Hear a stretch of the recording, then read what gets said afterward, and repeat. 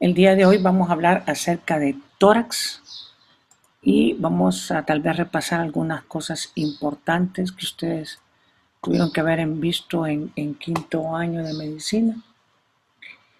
Esto es lo que muchas veces les encanta ver a muchos médicos, los estudios reconstructivos, los estudios de imagen, pero no necesariamente estas imágenes representan los diagnósticos específicos, sino que son reconstrucciones que nos ayudan o nos aportan un poco a cierto tipo de imágenes.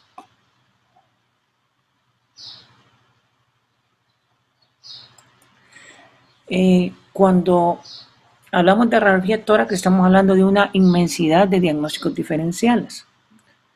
Pero algo que hay que tener en cuenta para poder no solo valorar, sino que determinar un diagnóstico específico en radiografía tórax es poder diferenciar las estructuras que hay en el tórax. Y hay estructuras que son parte de un continente, o sea, una periferia.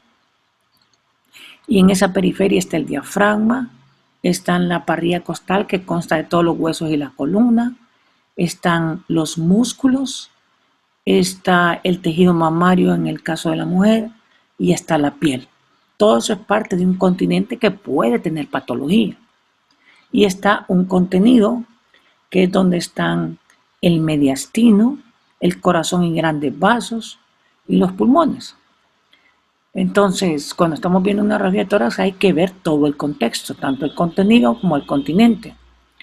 El mediastino es un espacio virtual que no tiene una medición exacta, pero que nosotros lo delimitamos anatómicamente para poder valorar adecuadamente cierto tipo de patologías o cierto tipo de estructuras.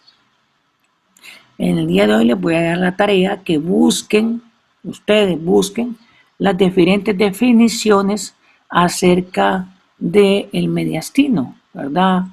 Las divisiones actuales son mediastino anterior, medio y posterior. Antes lo dividían en superior, anterior, inferior, anterior, pero hay nuevas clasificaciones, así que búsquenlas para darles la clasificación universal que se está manejando hoy por hoy desde el año 2015 en adelante para una mejor estructuración de los órganos y determinar cierto tipo de patologías.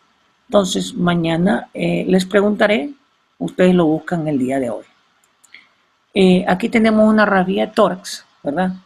Una radiografía tórax, como ustedes la ven ahí, puede simbolizar un montón de cosas, ¿verdad?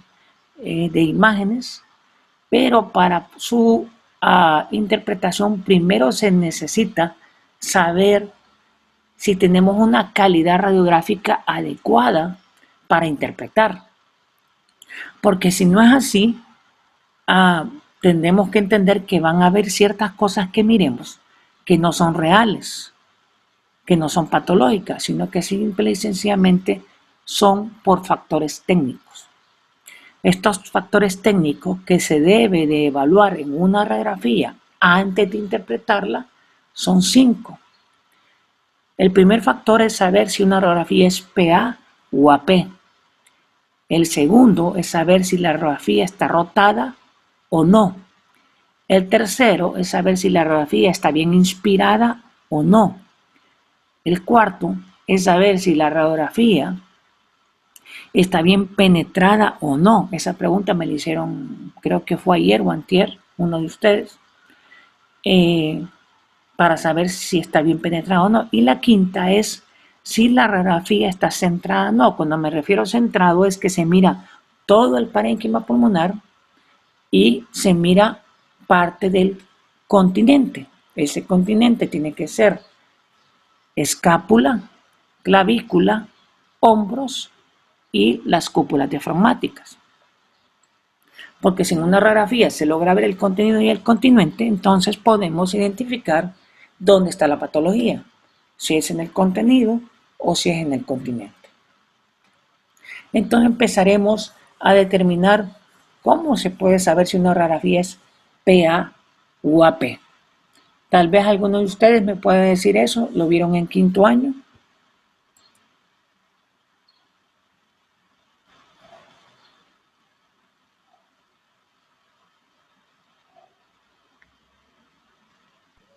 Con la burbuja gástrica, doctor. Por la burbuja gástrica, es la única forma.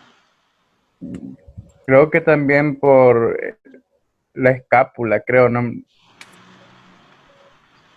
La escápula. Si se ¿Qué, ve bien o no se ve bien. qué más? Por las disposiciones costales La disposición de las costillas. de las costillas.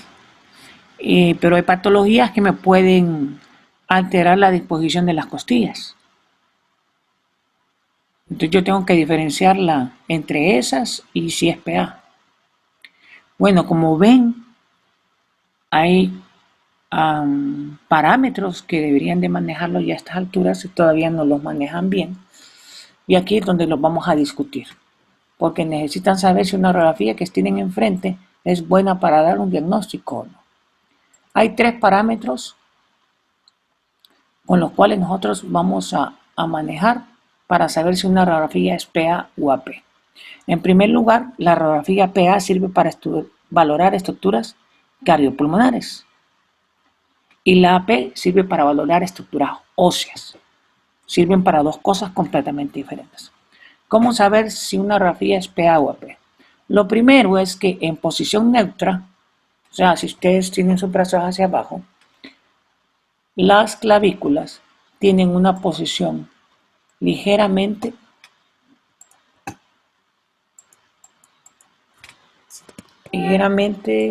se bloqueó. Tienen una posición ligeramente horizontal, así. Y las escápulas normalmente tienen una posición vertical, así. Así le pongo. Y normalmente, como las AP no son de pie, sino que acostado, tampoco se visualiza con normalidad la burbuja gástrica, porque están acostadas. Entonces, estos tres parámetros son los que nos van a ayudar a saber si es PA o AP. Cuando ustedes pegan el tórax, o la parte de adelante del tórax, hacia la película radiográfica, se les pide que levanten los brazos y traten de abrazar el chasis. Pero no abrazar de lado, es abrazar hacia arriba. Esto provocará que las clavículas, en vez de estar horizontalizadas, se verticalicen, como están en esta radiografía. Agarren esta posición hacia arriba. Lo otro es que el borde interno de las escápulas se sale del pulmón, como está aquí, y queda hacia afuera, permitiendo ver casi todo el pulmón, y ese es el objetivo de una PA. Y tercer lugar, como las PA son de pie, logran ver la burbuja gástrica. Entonces son tres parámetros: verticalización o posición oblicua de ambas escápulas. Número 2, salida del borde interno de las escápulas hacia afuera. Y 3, presencia de burbuja gástrica. En una AP, como los brazos están paralelos, las escápulas quedan su borde interno adentro y las clavículas normalmente están horizontalizadas. ¿Estamos claros aquí?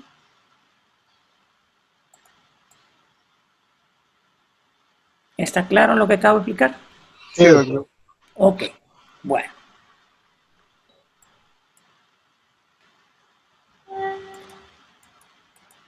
Permítame un momentito, creo que está pegada esta cosa. Vamos a ver. Ok. Antes de ir al segundo parámetro, hay que recordar que los pulmones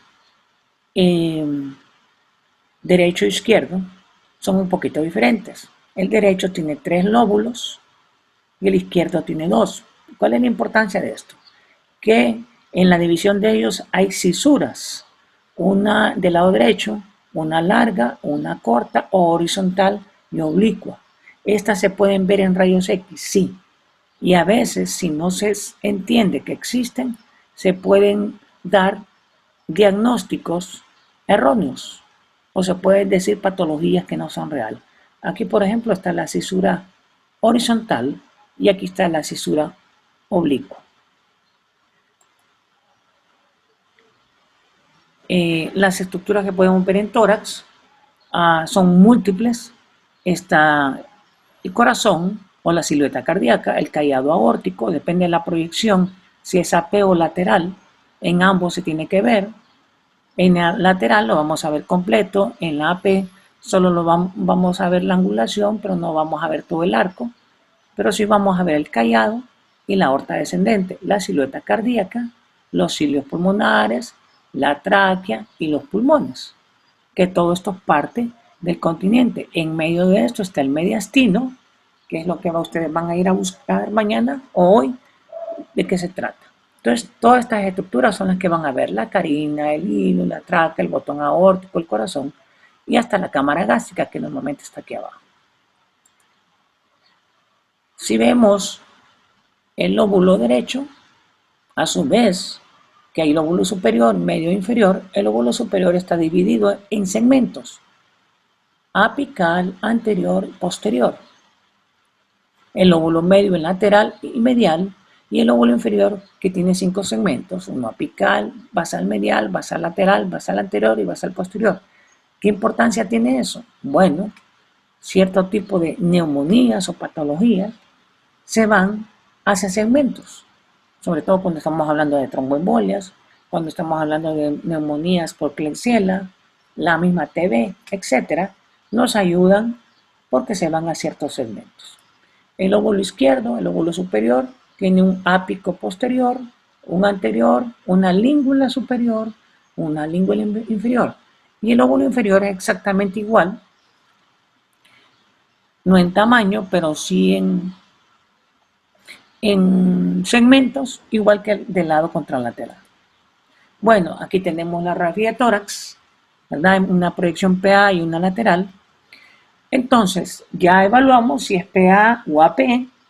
Ahora tenemos que determinar si la radiografía está rotada o no. ¿Qué significa eso de rotación? Significa que cuando ponemos al paciente PA frente a la placa radiográfica, los dos pectorales o las dos mamas deben de pegar con la misma presión frente a la película. Si una mama está pegada a la película y la otra está elevada, significa que la radiografía saldrá rotada. De igual forma, en un varón, si el pectoral izquierdo está bien pegado a la placa de la película, pero el pectoral derecho está descomprimido o desplazado de la película, significa que está rotado y eso va a generar angulaciones. Esas angulaciones pueden hacernos ver la pleura posterior del pulmón derecho y simular una patología que no existe. O esa rotación nos puede hacer pensar o ver la silueta cardíaca más grande de lo normal y empezar a dar diagnóstico como cardiomegalia leve. Recuérdense que para valorar eso se utiliza el índice cardiotorácico, que es la medición transversa con la medición cardíaca. ¿Se acuerdan cuál es el índice cardiotorácico normal? Menor de 0.5. Menor de 0.5 a su edad y a la mía.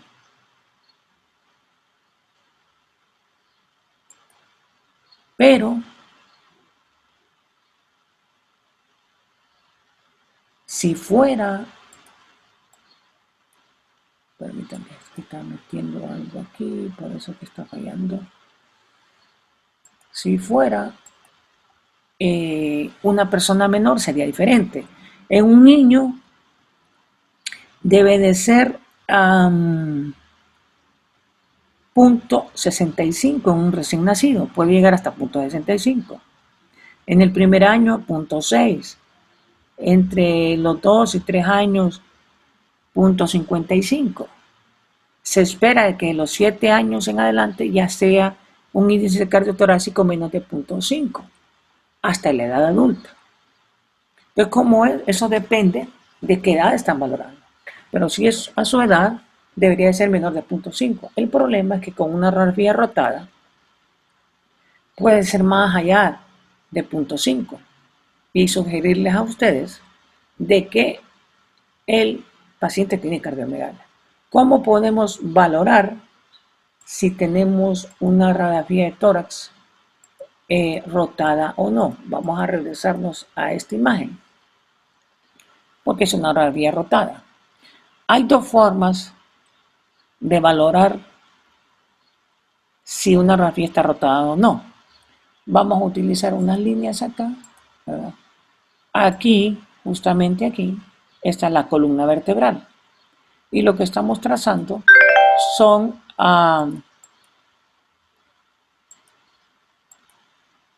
los espacios son las apófisis espinosas. Son las que estamos midiendo en forma perpendicular. Aquí, normalmente, a este nivel, van a salir ambas clavículas.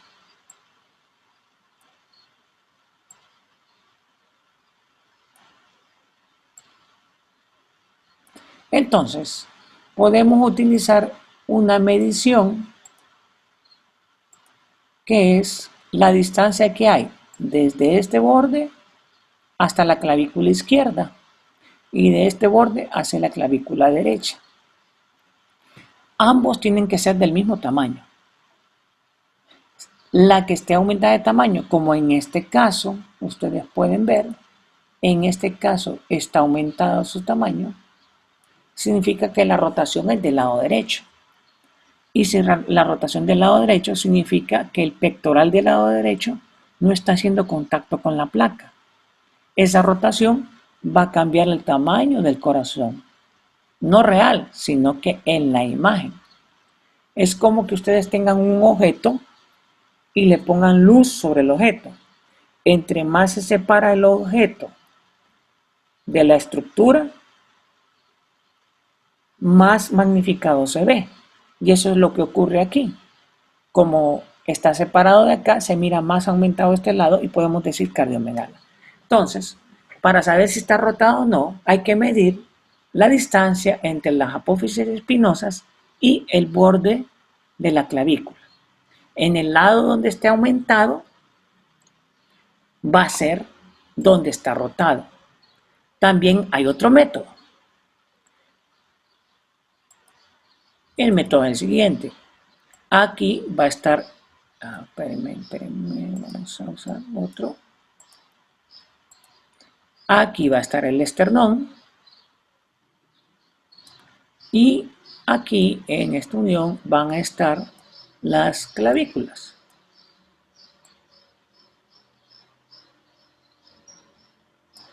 El otro método es medir el espacio esternoclavicular, que no debe de pasar de 3 milímetros. Por ejemplo, lo medimos aquí y miramos que tiene esa medida, pero si lo medimos acá, miramos que tiene 5 milímetros. Entonces quiere decir nuevamente que está rotada del lado derecho. Recuerden, las rotaciones pueden dar visualización, como en este caso de aquí, ¿verdad?, de la pleura posterior y hacernos pensar que tiene una patología. O como aquí, que miran el corazón por acá y lo miran por acá, así, y parece que estuviera un poquito agrandadito, ¿verdad?, si ya lo valoramos con el índice cardiotorácico. Entonces las rotaciones son importantes de analizar antes de dar diagnósticos en una radiografía de tórax. Entonces primero era penetración y la primera era si era PA o AP y la segunda si está rotada o no está rotada. Nos vamos con la tercera. La tercera tiene que ver con la inspiración. ¿Cómo sabemos si una radiografía está bien inspirada o no?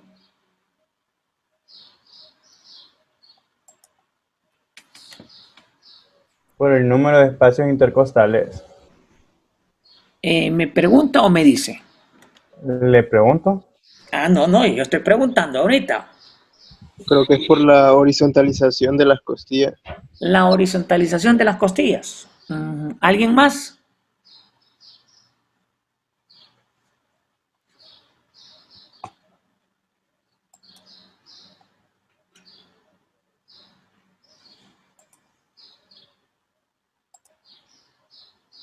¿Otra opinión?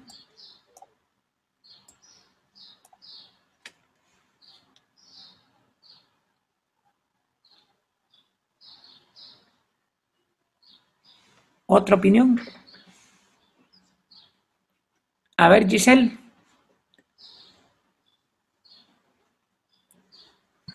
Sí, tenía entendido eso, doctor, de los espacios intercostales que podrían juntarse.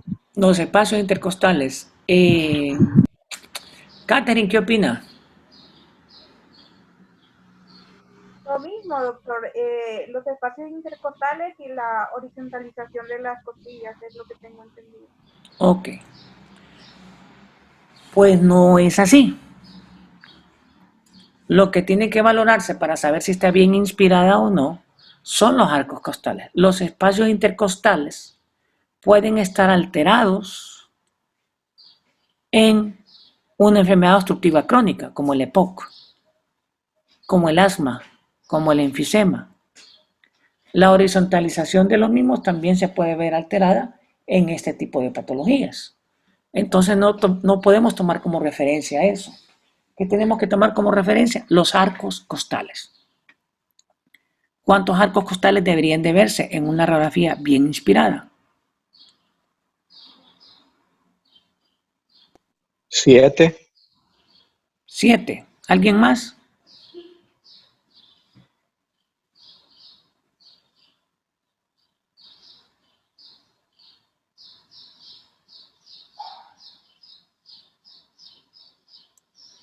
¿7 será?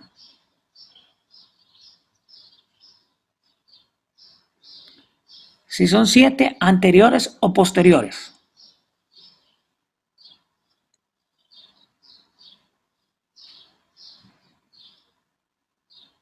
Posteriores. Posteriores. Ok. Los arcos anteriores son estos, posteriores son estos que están viendo aquí, miren. Y los arcos anteriores son los que entran hacia adentro. Vamos a dibujárselos. Estos son los arcos posteriores. Y los arcos anteriores son estos que ven hacia adentro. Entonces,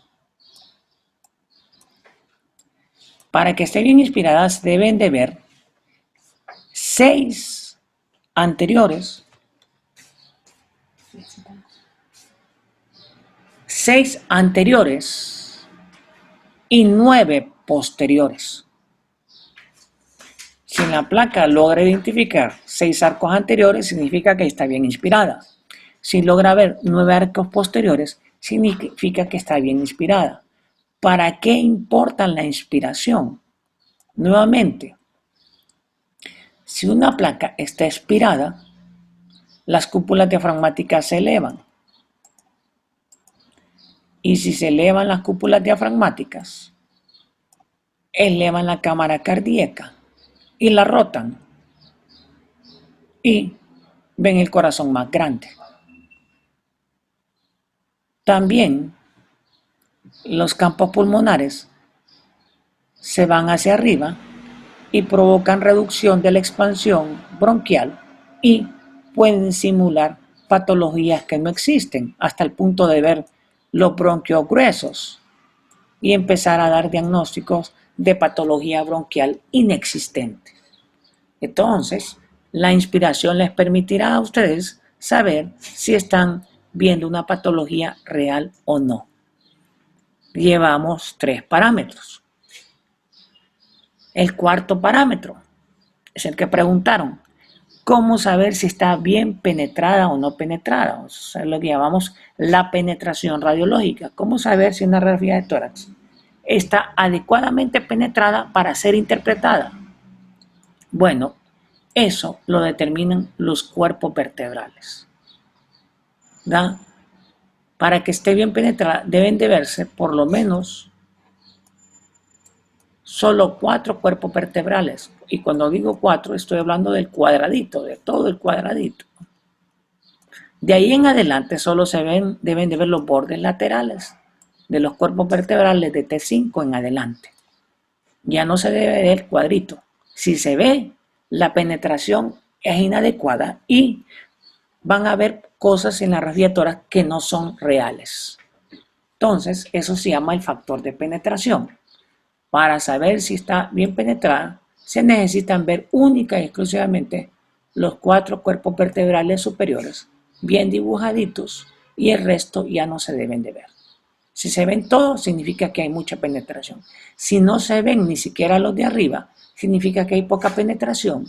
Si hay poca penetración, van a ver los bronquios bien gruesos y van a decir bronquitis o van a decir asma bronquial, etc.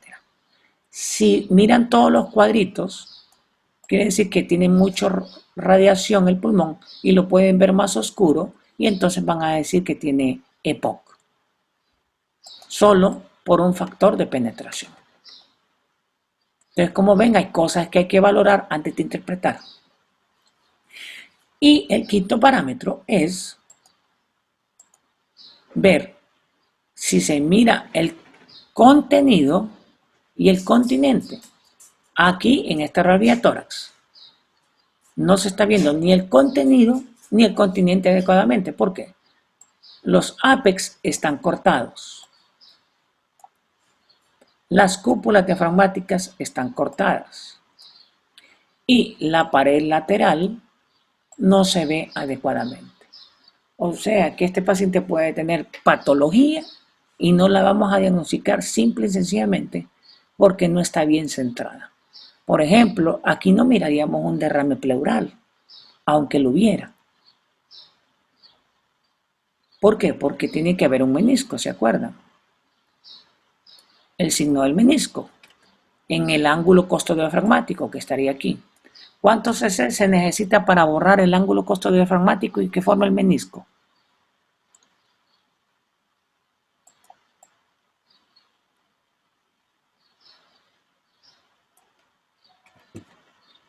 ¿Cuántos cc se necesitan?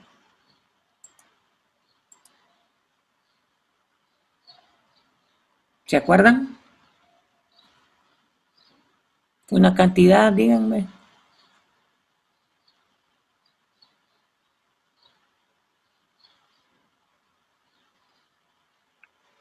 Hoy No están estoy seguro, doctor, pero creo que 1.5.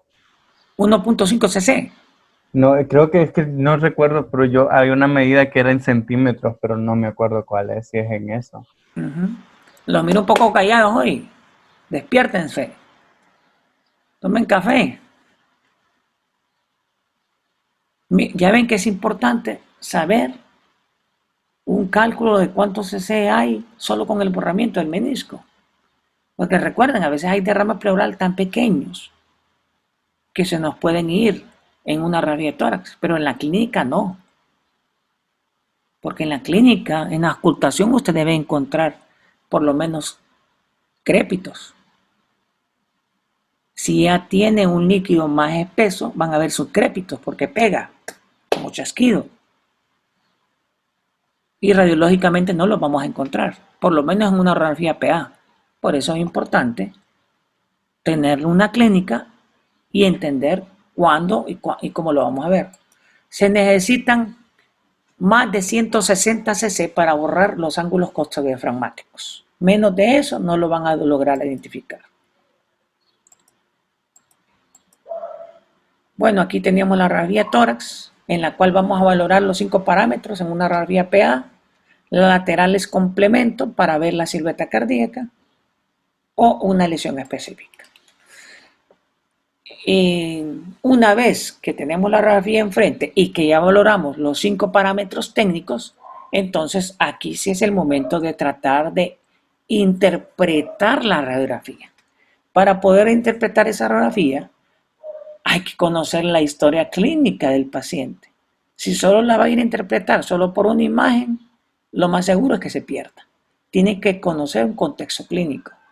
Verificar si es la radiografía del paciente, si cumple los requisitos técnicos que ya hablamos. Ver esa radiografía como el paciente. Si el paciente se llama José Smith, esa radiografía representa a José Smith. Identificar las estructuras anatómicas, primero las de contenido y después las de continente. Describir la radiografía en secuencia y confirmar el diagnóstico clínico con la imagen radiológica que usted tiene enfrente. Entonces vamos a tratar de interpretar eso. Una de las cosas importantes cuando tengan una radiografía es no cometer el error que se comete normalmente. Digamos que esta es la radiografía de tórax. Ya valoraron todos los factores técnicos, que aquí hay algunos que están fallando, pero digamos que ya la valoraron. Pero de repente tiene esta imagen. Inmediatamente que miran esta imagen, su mente y su cerebro se concentra en esa imagen. Y este es un error clínico y un error radiológico. ¿Por qué? Porque esta imagen les va a quitar la concentración de toda la radiografía de tórax y no lo va a hacer valorar ni el contenido ni el continente. Eso significa explorar la zona primero de menor interés para después llegar a la zona de mayor interés. Si su ojo le dice que esta es zona de interés, no empiece por ahí.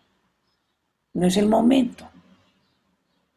¿Por qué? Porque entonces ya no va a valorar la pared torácica, no va a valorar el mediastino, el pulmón en su totalidad y no va a valorar si en abdomen existe alguna patología adyacente o no. Entonces, hay una secuencia en la cual tiene que tener usted para valorar la radiografía de abdomen.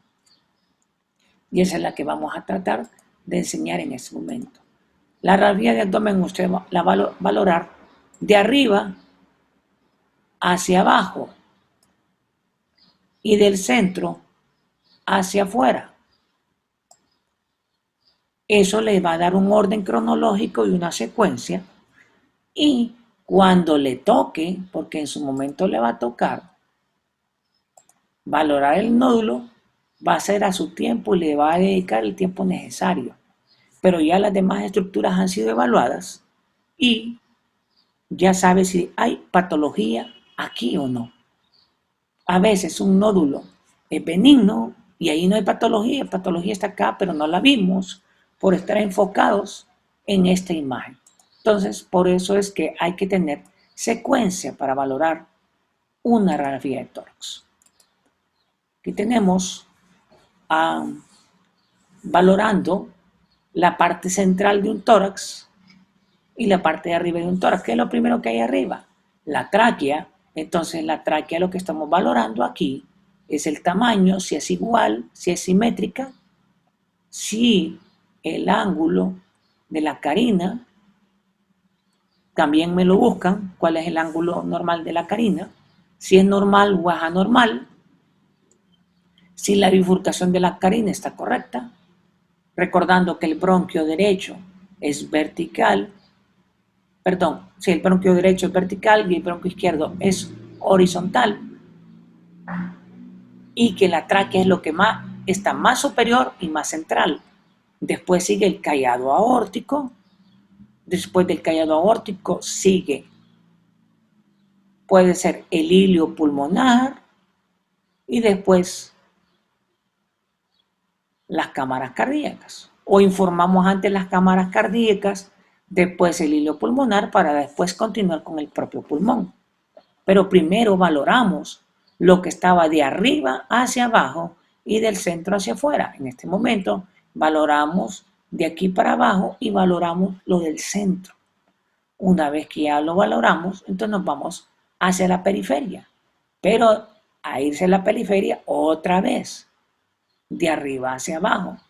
Como ya valoramos la tráquea, el callado, el corazón y el ilio, significa que al mismo tiempo valoramos el mediastino. Como ya lo valoramos, ahora vamos a valorar hacia afuera, que sí, en los pulmones, pero los pulmones otra vez de arriba hacia abajo. Como el nodulito estaba acá, entonces una vez que valoramos arriba, comparamos. Bueno, acá arriba solo está este nódulo. Vamos a definir si es nódulo o no. ¿Cuánto mide? Mide 2.8 centímetros, es nódulo. Mide 3.1 centímetros, es masa.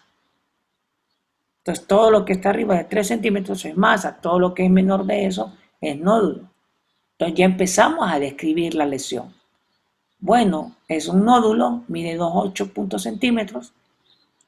Segundo, es de bordes definidos, es de densidad homogénea, no retrae estructuras. Todos esos son hallazgos de benignidad, entonces no le podemos decir nosotros que se trata de un nódulo pulmonar solitario por sus características. Pero si de repente me dicen, no, pero fíjese que ha perdido peso, tiene tos seca, es fumador, aunque lo mire bonito, ya es un nódulo sugestivo. Entonces puedo decir yo, ok, radiológicamente en la rayos X se mira un nódulo de aspecto benigno, pero como tiene estos factores, se complementará con tomografía para su mejor caracterización.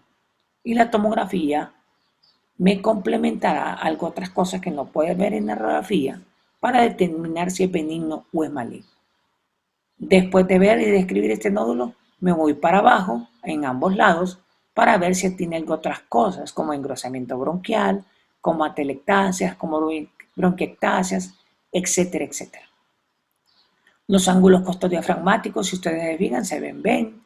Las cúpulas se ven bien, los ápex se ven bien y hasta estamos logrando ver el continente. Miren que están las escápulas, se ven, y las clavículas se ven.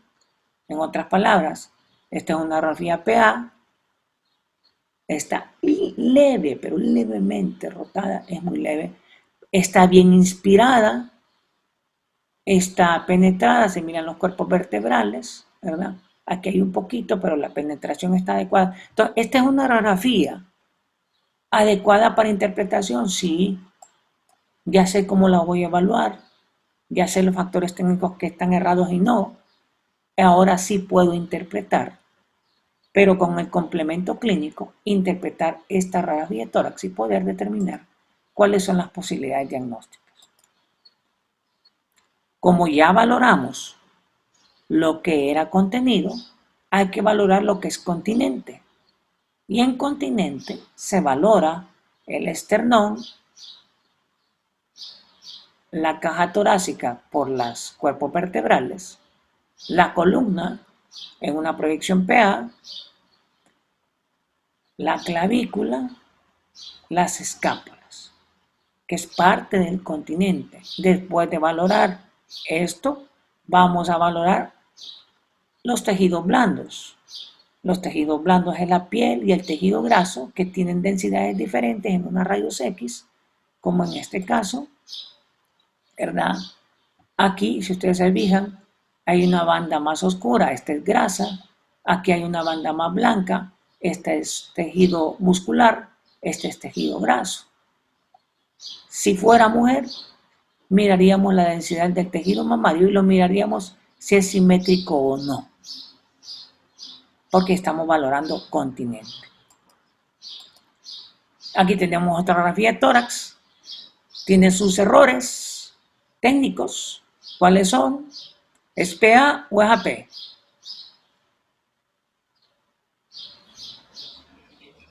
AP. Ok. No hay burbuja gástrica, La escápula está metida acá, esta está metida acá, entonces no es una PA, pero estoy viendo bien los arcos costales. Significa que fue una PA que trataron de hacerla, pero mal posicionada. No le elevaron los brazos. Miren los brazos para dónde están. Están para abajo. Entonces la trataron de hacer de pie, pero no la colocaron bien. Además de que está rotada. Miren este espacio de aquí y miren este espacio de acá. Miren la penetración, está mala. Entonces, esta radiografía, al valorarla, parece que están engrosados los bronquios, sobre todo basales. Y si yo le digo radiografía de tórax con bronquitis y examinen al paciente y no tiene nada, ¿qué van a decir? ¡Qué bárbaro! ¿Cómo se la fumó? ¿Por qué? Por los factores técnicos. Entonces aquí yo tengo que saber que está rotada, que no es una buena PA, que la penetración está mala y que lo único bueno que tiene esta placa es que está bien inspirada por lo menos y que está centrada. Centrada e inspirada lo tiene perfecto. De ahí todo lo demás está mal. Aquí tenemos otra. Vamos a quitar esto. Es diferente. Está PA, sí, miren dónde están los bordes de la escápula, están afuera, ¿verdad? Este paciente ya tiene algo en particular, miren que no están tan verticales las clavículas. ¿Por qué? Porque este paciente ya tiene espacios intercostales desde la región apical hasta basal amplios. Significa que este verdaderamente tiene atrapamiento aéreo y por eso el tórax es así. Pero si miran los cuerpos, los arcos costales, son más de 6 y 10 posteriores. Está bien inspirada. La penetración, logran verlos hasta aquí, de aquí para acá, y ya casi no se miran. Pues no está mala la penetración. Pero sí, las cúpulas, miren, están conservadas sus ángulos, no hay derrame. Es una placa de un paciente mayor, sí. El callado aórtico es tan prominente y no sé si se fijaron en estas bombitas de aquí.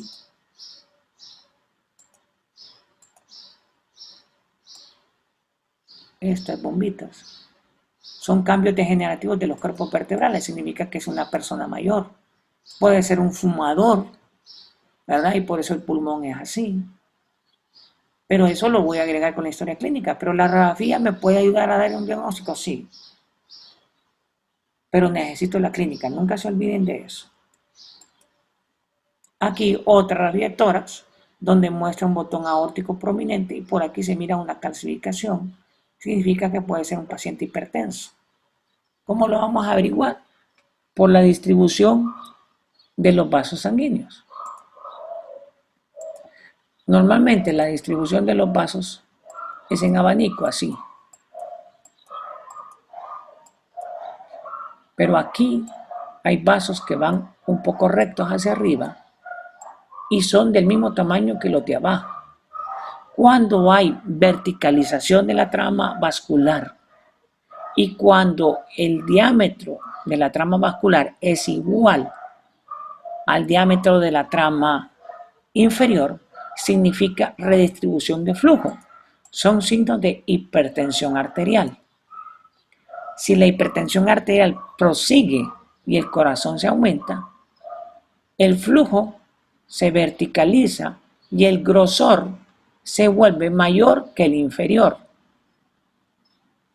A esto se le llamaría hipertensión pulmonar, normalmente asociada a patología ventricular izquierda. Y esto lo pueden ver con radiografía de tórax, sí lo pueden ver. Pero recuerden, siempre tengan un contexto clínico. Las cisuras que ya les había explicado. El otro día les pregunté si habían visto infiltrados alguna vez. Les dije yo que radiológicamente no se pueden ver los infiltrados, pero que sí pueden ver patrones radiológicos. ¿Cuáles son estos patrones radiológicos? Son 4. Patrón alveolar, patrón intersticial, patrón mixto, que es un patrón alveolar con intersticial a la vez, y la presencia de masas pulmonares. Esos son los 4 patrones radiológicos pulmonares que pueden encontrar y que significan lesiones. Un patrón alveolar puede llamarse alveolar, puede llamarse nodular, puede llamarse micronodular, pero todos significa que el alveolo está ocupado por algo que no es aire. ¿Qué puede ser eso que no sea aire? Agua, pus o lo que ustedes quieran. Entonces, el patrón alveolar o nodular es el compromiso de los alveolos por alguna secreción, sea cual sea. El patrón intersticial es la afectación del intersticio, como lo dice, donde están los espacios peribronquiales, que se pueden inflamar o llenarse de líquidos. Eso lo puede causar el edema agudo del pulmón en fase inicial, lo puede provocar la linfangitis, lo puede provocar la TB, lo puede provocar ciertas enfermedades micóticas o también lo puede provocar ciertas enfermedades autoinmunes. Como ven, es un montón de cosas. ¿Cómo va a ser la diferencia? Nuevamente, la historia clínica que le da características, tiempo, atenuantes, exacerbantes y antecedentes familiares. Todo es un contexto que les ayudará a eso. Ahora, si el patrón es alveolar, pero también está comprometido el intersticio, es un patrón retículo nodular, mixto. ¿Qué le puede dar un patrón mixto? Pues este es un poco más complicado, porque los patrones mixtos están asociadas a ciertas enfermedades autoinmunes como el lupus, la artritis reumatoidea, pero la linfangitis carcinomatosa también la puede dar. También lo puede dar la neumonitis, como llaman algunos, por radiación. Entonces, nuevamente, el contexto clínico les ayudará. La masa es cuando hay una lesión propiamente del pulmón, no de mediastino, porque hay masas mediastinales también. Es una masa del pulmón y la masa es aquella irregularidad en el pulmón que no tiene bordes definidos, que es densidad heterogénea y que distorsiona el pulmón y que hace efecto de masa como tal y desplaza estructuras. Entonces, ¿son los 4 parámetros radiológicos que tienen que buscar? Sí. Esto solo es para que lo sepan. Los patrones alveolares también pueden subdividirse y asociarse a lo que es broncograma aéreo. Alveolograma aéreo es cuando hay gas acumulado dentro de estos alveolos porque se destruyen. La insuficiencia cardíaca con el edema intersticial me puede dar, o el carcinoma alveolar, es un tipo de cáncer, me puede dar también estas manifestaciones de patrones alveolares puros. Importante recordar la fisiología, la inspiración y la expiración. ¿Por qué es importante? Miren, muchas veces cuando piden tomografías para valorar tórax, tienen que explicar para qué la buscan, porque son diferentes las tomografías. Si usted lo que busca es una lesión tumoral, una masa, una neumonía, otra cosa que no sea atrapamiento aéreo, la tomografía será tomografía en inspiración. Pero si usted anda buscando patología de atrapamiento aéreo, la tomografía al realizarla debe ser en expiración, porque en expiración es donde vamos a ver mejor el atrapamiento aéreo.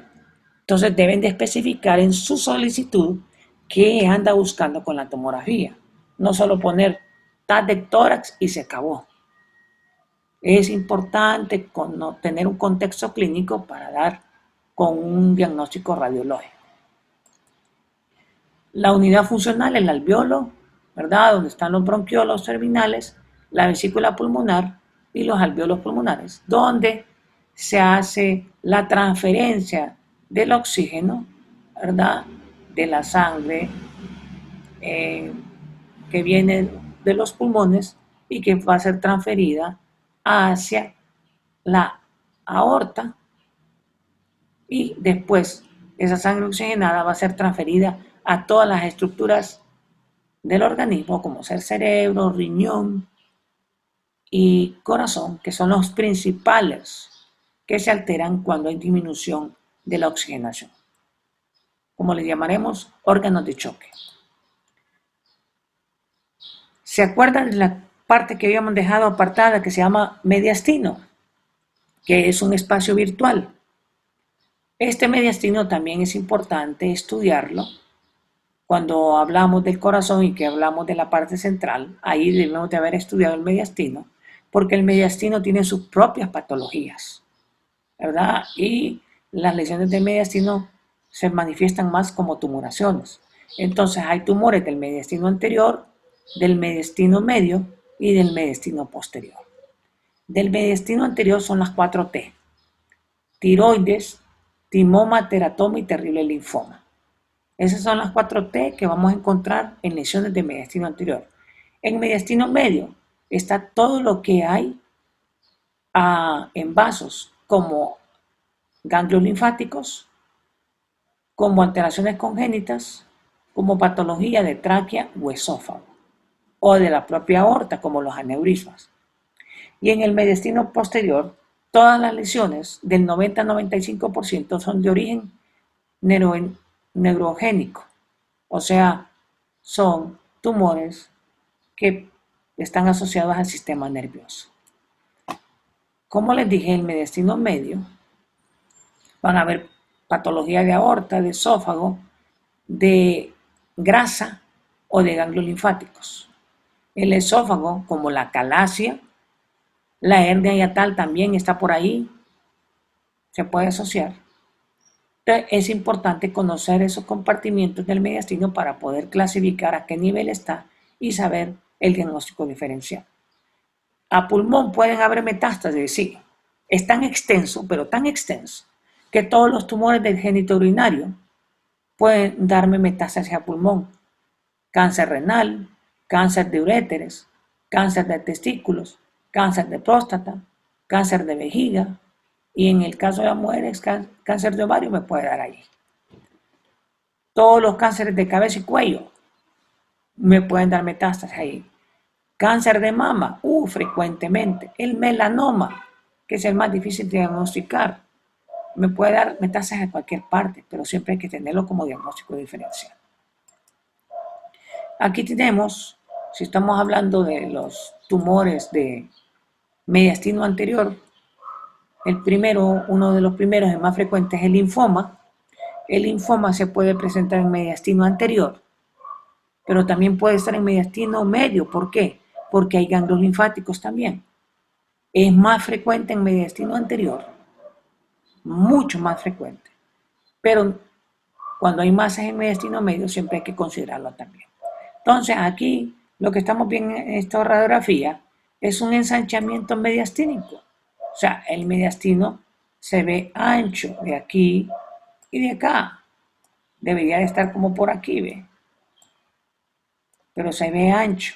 Si se ve ancho, entonces la patología es de mediastino anterior o mediastino medio.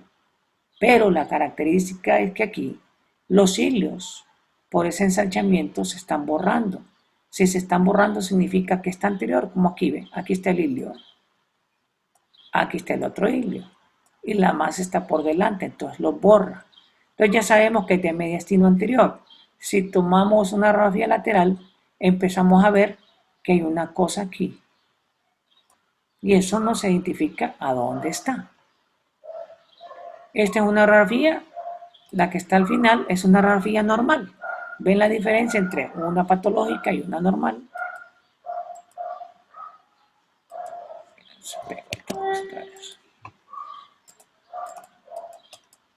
Permítanme un momentito que se pegó otra vez.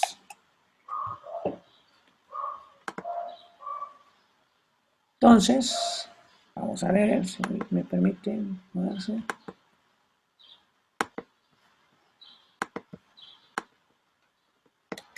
Vamos a borrar esto.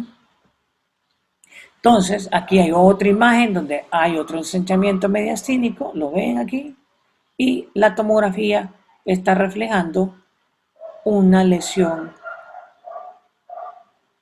contralateral, porque solo está viendo esta, la otra no la está viendo, porque una está más arriba, otra está más abajo, y esto, como está en la área de mediastino medio, ¿qué patologías pueden haber en mediastino medio? ¿Cómo sabemos que es mediastino medio? Porque aquí está la tráquea, y el hilio debe de estar aquí. Entonces, ¿qué patologías puede estar en mediastino anterior o mediastino medio? El linfoma. Entonces, la tomografía solo es complementaria, los rayos X los orientan a ustedes. No sé por qué se está pegando, pero bueno. El timoma es otra patología que también está en mediastino anterior. La característica de este es que es unilateral o pediculado. El linfoma puede aparecer del lado derecho como izquierdo, mientras que el timoma normalmente es de un solo lado y cae como pediculado. Miren esta imagen y comparen esta imagen. Está sobre el corazón y sobre el botón aórtico, pero está hacia un lado, al otro lado no hay nada. Esta es la típica imagen de un timoma. Y si hacemos un estudio tomográfico, será esta imagen que miraremos así. Heterogénea, lobulada y hacia un lado. Diagnóstico diferencial de un linfoma. Ojo, aquí es importante algo. Si ustedes tienen un paciente con timoma, tienen que descartar que este paciente no tiene miastenia gravis. ¿Por qué? Los timomas son asociados a miastenia gravis. Ahora, la miastenia gravis pura no necesariamente va a tener timoma. ¿Entienden la diferencia? Un timoma me asegura en un 65% la posibilidad de miastenia gravis sobreagregada. La miastenia gravis pura no me garantiza que haya timoma. Por eso lo que hacemos en una miastenia gravis es hacer una radiografía de tórax. Si está normal, ya no pensamos en timoma. Pero si en una radiografía de tórax miramos una imagen que parece timoma, tenemos que hacer pruebas laboratoriales para descartar miastenia gravis. El teratoma es un tumor formado por diferentes tejidos mesenquimales. Por lo tanto, en un teratoma puede haber pelo, dientes, hueso, hasta ojos enteros. Esta es la imagen macroscópica de un timoma y esta es la imagen tomográfica de un timoma. ¿Cómo vamos a saber qué es, de un teratoma? ¿Cómo vamos a saber si es teratoma? Unidades Hounsfield. Ponemos un ROI aquí, ponemos un ROI acá, ponemos un ROI acá y ponemos un ROI acá. Me van a dar diferentes densidades. Me van a dar densidad hueso, me va a dar grasa, me va a dar densidad sólida. Y a veces, si el tumor está afectando un bronquio, me va a dar densidad gas. Ya con que encuentre dos densidades, ya estoy hablando de un teratoma. Las biopsias en estos pacientes no es para dar el diagnóstico. Las biopsias son para ver el estirpe, sobre todo en linfoma. Los manejos de linfoma ya no son como hace 10 años atrás. Cambian, el tipo de quimio cambia de acuerdo a las características propias. Aún un tumor Hodgkin tiene algunas características de otro tumor Hodgkin. Entonces, por eso se hace estudio histopatológico, para saber cuál será la quimio más adecuada para este paciente.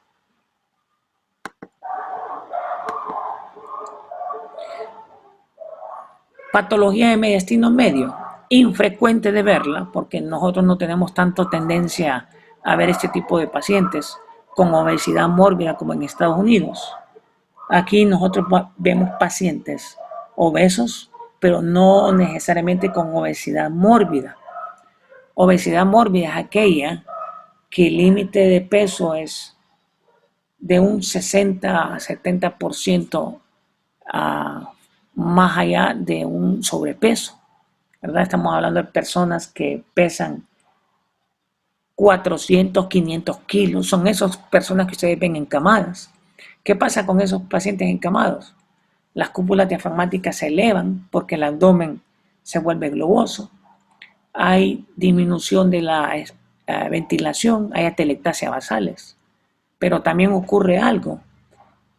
En el mediastino medio se puede acumular grasa, ¿verdad? Y eso se llama lipomatosis mediastínica. Y esa grasa puede ir creciendo y comprimir la tráquea y los bronquios, o puede comprimir los grandes vasos. Y estos pacientes mueren en la noche por asfixia o por isquemia. Por eso es que se van a fijar que estos pacientes duermen sentados por el peligro a una lipomatosis. ¿Qué otras patologías podemos...? Estas son imágenes de lipomatosis en tomografía, miren. Si le ponen las unidades de Schoenfeld aquí, le va a dar densidad grasa. Aquí la imagen se mira oscura, pero hacen diferencia. Si lo ponen aquí, le da densidad aire porque este es pulmón. Pero si le ponen aquí, le va a dar densidad grasa, aunque se parecen. Pero si la densidad le da densidad grasa, es grasa. Aquí de igual forma.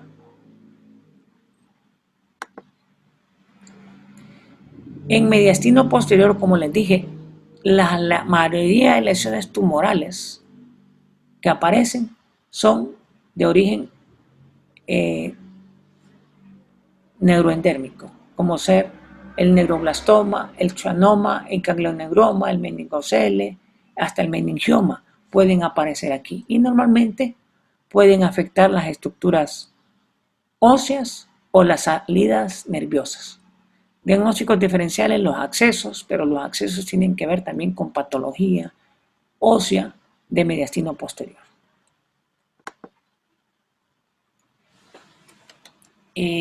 Esta imagen que está viendo aquí, no sé si lo han escuchado, se llama el signo de la silueta. ¿Lo han escuchado? Sí, doctor. El del de en medio, ¿verdad? Todos son signos de la silueta. Ah, sí, ya se ve, se ve. Los tres son signos de la silueta. El signo de la silueta es para definir si la lesión que están valorando, sobre todo neumonías, es una neumonía anterior, media o posterior. Y aquí está simplificado los tres tipos de neumonía. Si valoramos esta imagen de acá, hay tres preguntas que hacernos. ¿Qué tipo de neumonía es? Segundo lugar, ¿dónde está localizada? Y tercer lugar, ¿es anterior, media o posterior? Entonces analicemos. Si ustedes se fijan, hay imágenes lineales, pero también hay pelotitas chiquitas, bien chiquitas, con imágenes lineales. Significa que sería un patrón retículo nodular. Traduciéndolo, es una neumonía con un patrón mixto.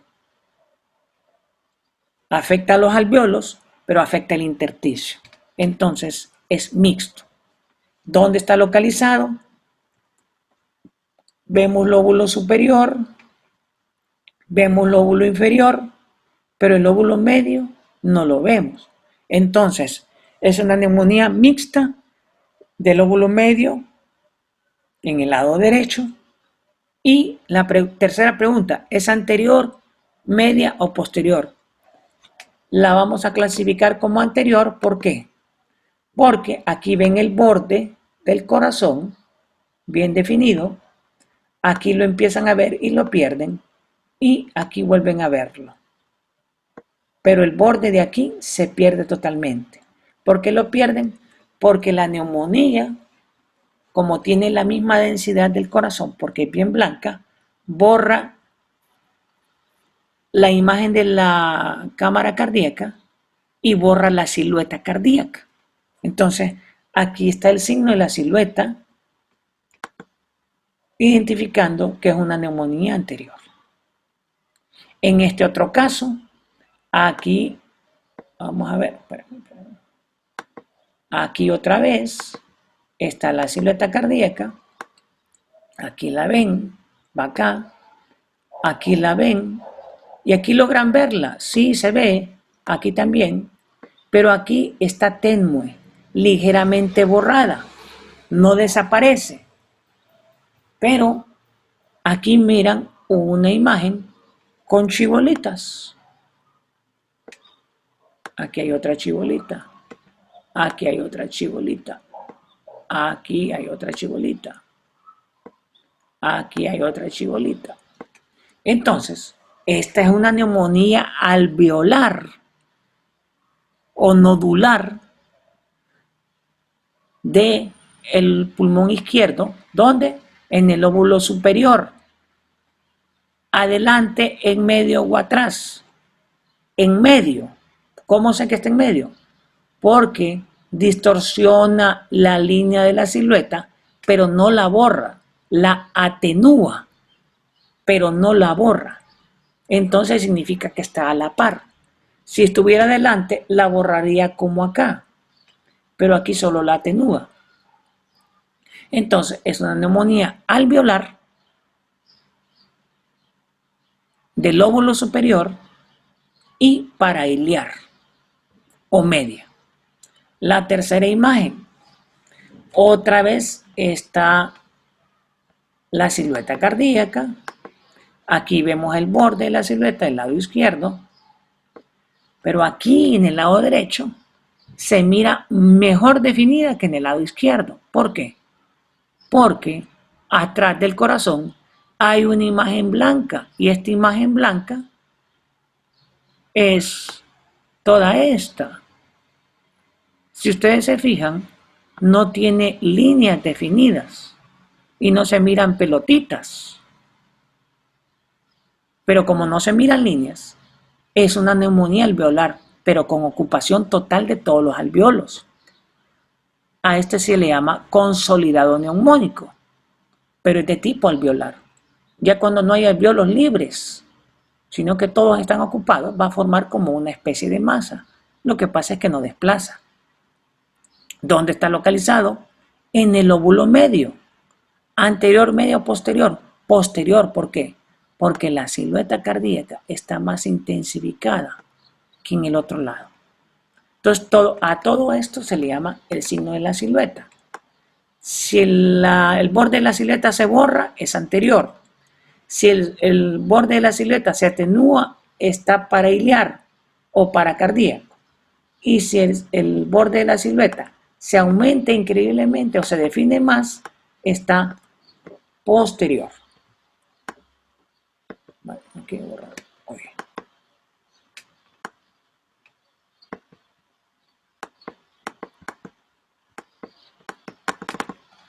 ¿Preguntas? No, doctor, todo claro. ¿Comentarios? Seguro que está claro esto. Doctor, una pregunta, ¿puede regresar a la anterior?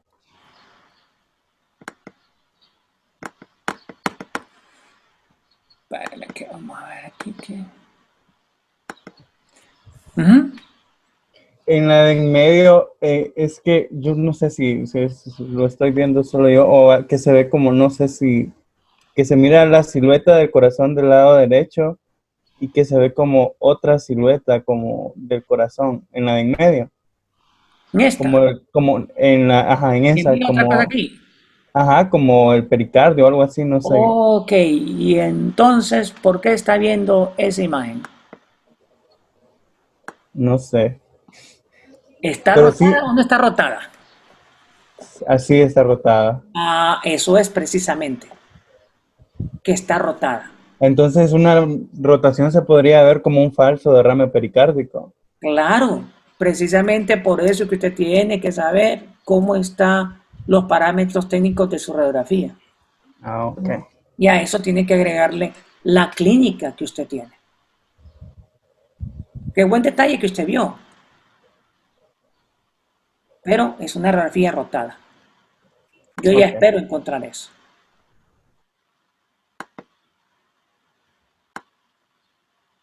¿Algo más?